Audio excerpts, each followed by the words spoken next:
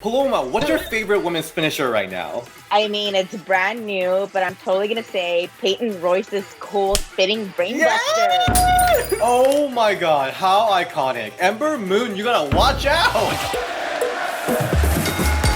Welcome everyone to Ring the Bell, this is Diaz. And the Sriracha Muchacha, Paloma Star. I just want to point out my Pride realness, since there was no Pride parade or real Pride celebration this year. I am repping Blackpink in the area. And your hair is looking fab, I might add. Thank you. I got it from a place called Great Head. I've seen that place before. It really is a place, y'all. He's not just saying that. It really is a place. Let's jump into this week's SmackDown and Raw. Starting from SmackDown, we didn't have too much going on. I don't know if you've heard about everything that happened last week where we've got dozen cases of corona. It's crazy. So it was one of those like, who's ever here is going to be booked, who's ever here is going to wrestle. So I think that's why it was more of a scaled down version of SmackDown that probably we were originally going to get. Let's jump into this fatal four-way match. So after last week's sad, oh, Bayley beat me party, they rejoined for a match. Dana Brooke, Lacey Evans, Nikki Cross, and Alexa Bliss. Not gonna be like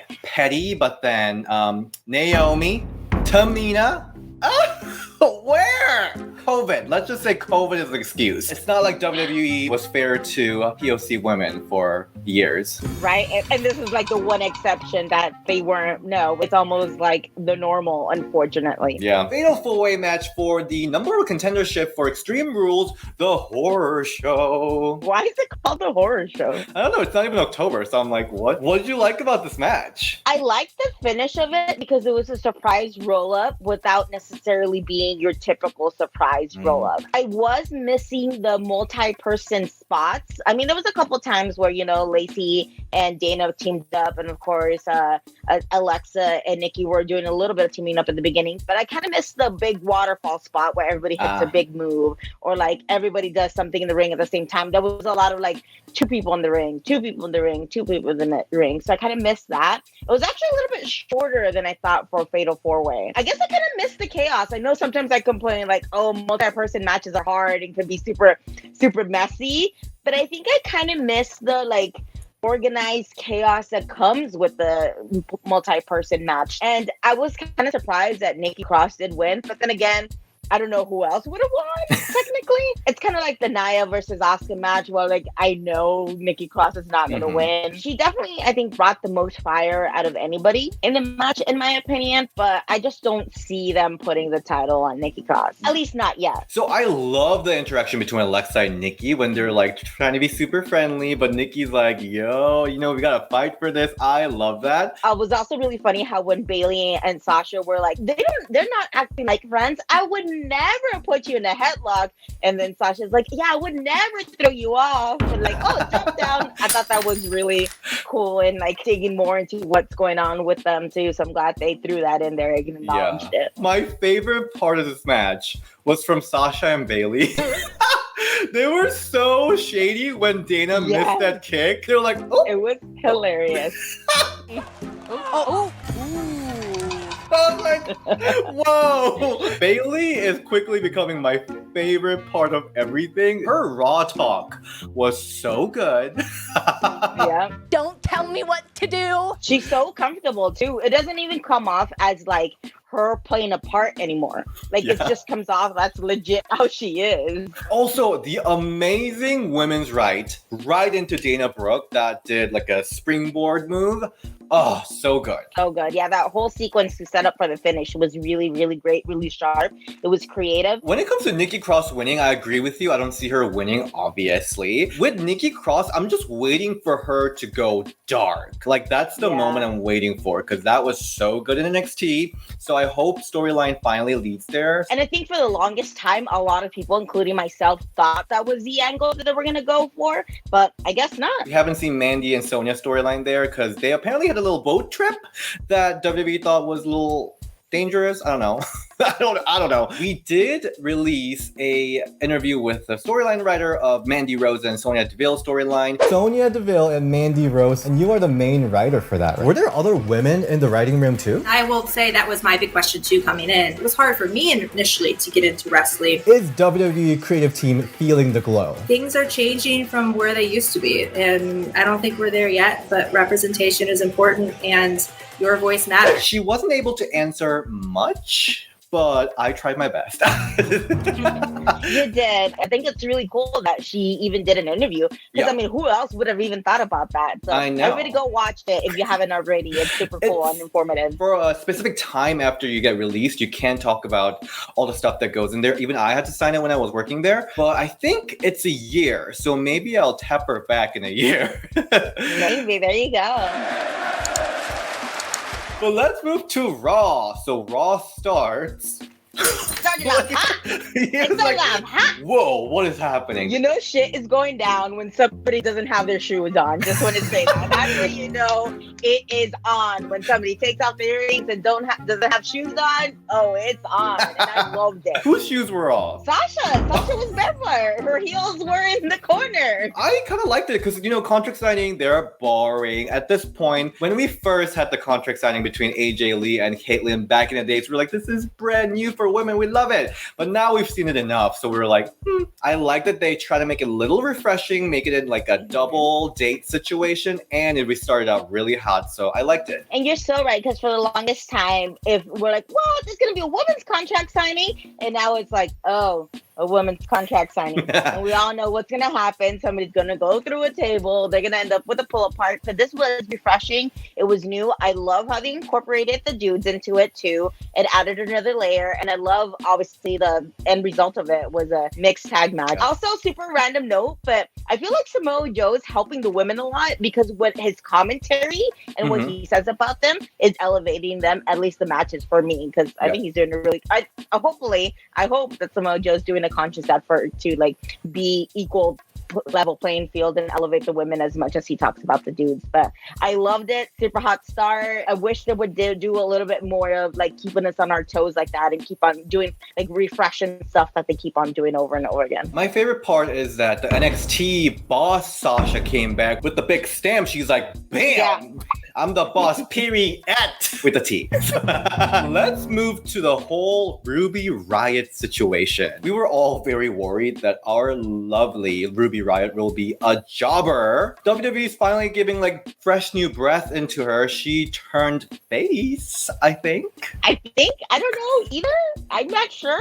She's a really, really good seller. So I think she should be a babyface because she does such a good job of selling. You could tell she definitely was in the indies and made her name for her in the indies, but now she's like a different level of it. I think like this is a face we need in 2020. Like this is the cool person that we want to be friends with type of face that we need. Mandy was kind of the face that we wanted back in the day, not to be shady. Hope you do it a little better, Mandy. But Ruby and like Shotzi Blackheart, those like cool faces, Rhea Ripley, I think that's what we need in 2020. So like I think she's gonna be great as face. For the longest time, I feel a lot of people had this cookie cutter image of what a baby face is supposed to look like. So it's awesome to see like a badass like Ruby Riott be the baby face. And I also love the interaction that Ruby Riott and the Iconics had. Like their chemistry was really good because Ruby Riott is a really strong promo. Oh yeah. And obviously the Iconics are great on backstage segments, interviews, promos.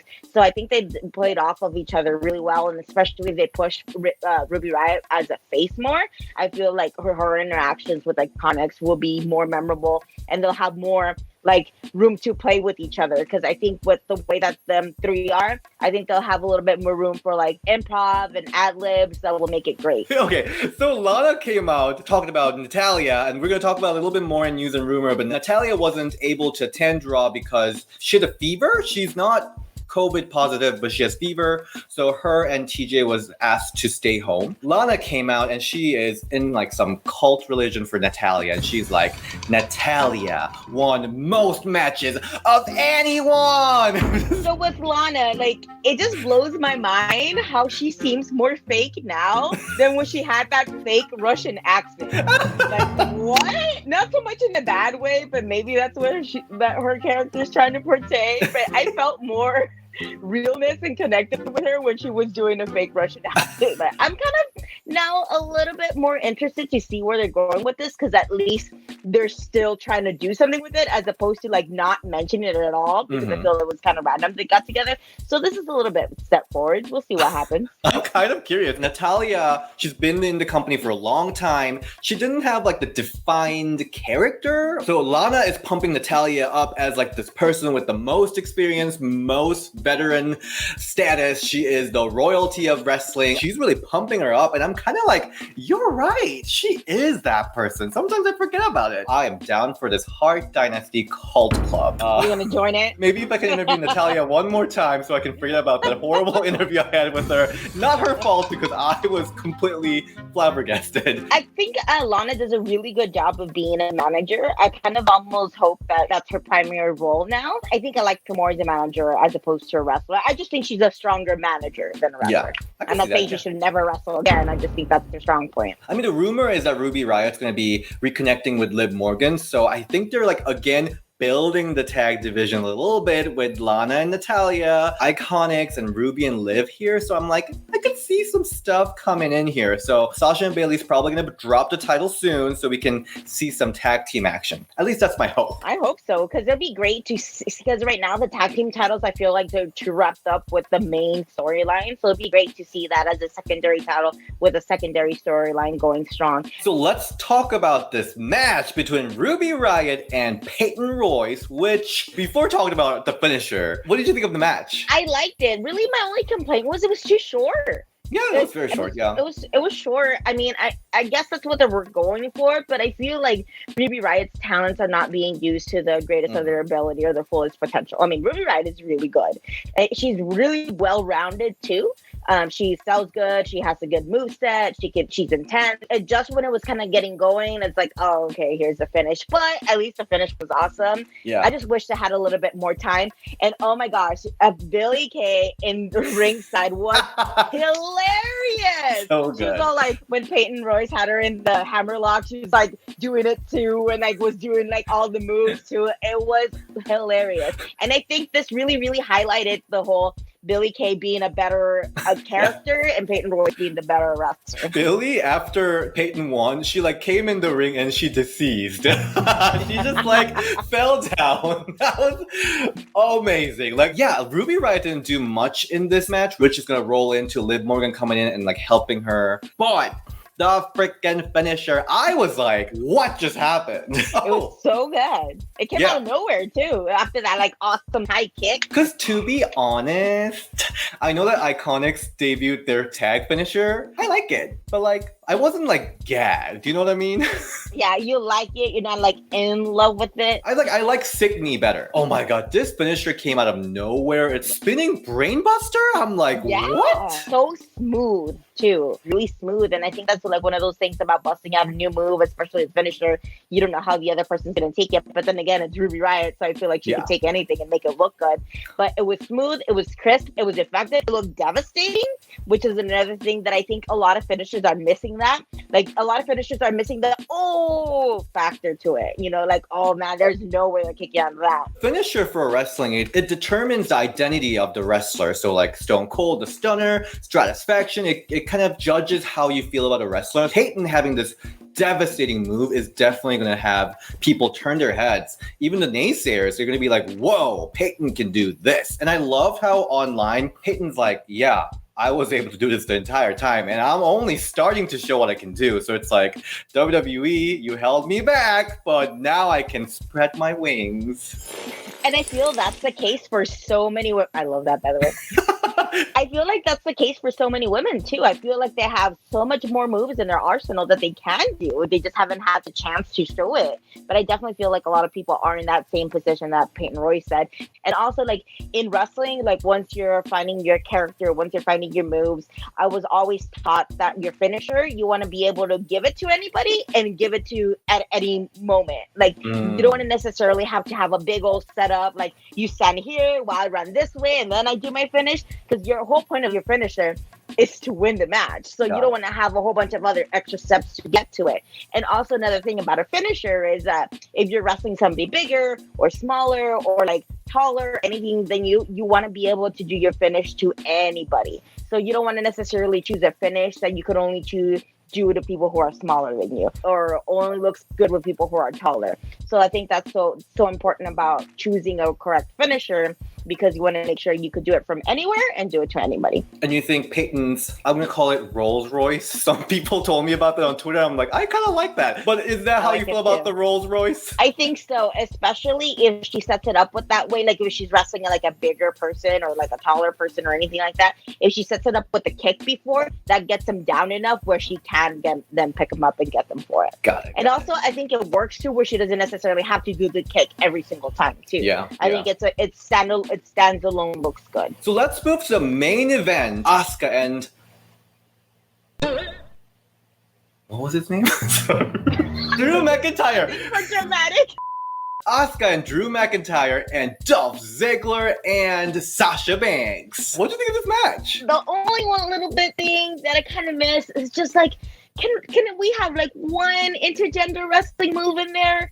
Like, can like Asuka do something to Dolph Ziggler? Because it doesn't make sense what Sasha doing something to fucking Drew McIntyre. But if we could have just have like one tiny mini and intergender interaction. I know WWE kind of teased it before here and there. I think Asuka hitting something on Dolph would have been great. You know, just that. That's the only thing I think I was missing. But I loved it. It was smooth. Everybody in the ring, you could tell that they know what they're doing, which I thought was really cool. Everybody in that ring was pros, professionals. They're like stars in their own right. Damn, when Asuka went in there with Sasha Banks, it was magical. It was so magical. Like, Asuka's great and Sasha's great. And when great people meet, it was just like boom, boom, boom, boom. It was so amazing. I've always been told that, you know, you're a good wrestler when you could have a good match with anybody. And I think Sasha and Asuka could have a good match with anybody. Yeah. For sure. That's when you know you're like really good. This is just a taste of what we'll get in the pay-per-view. Bayley was amazing again, yelling,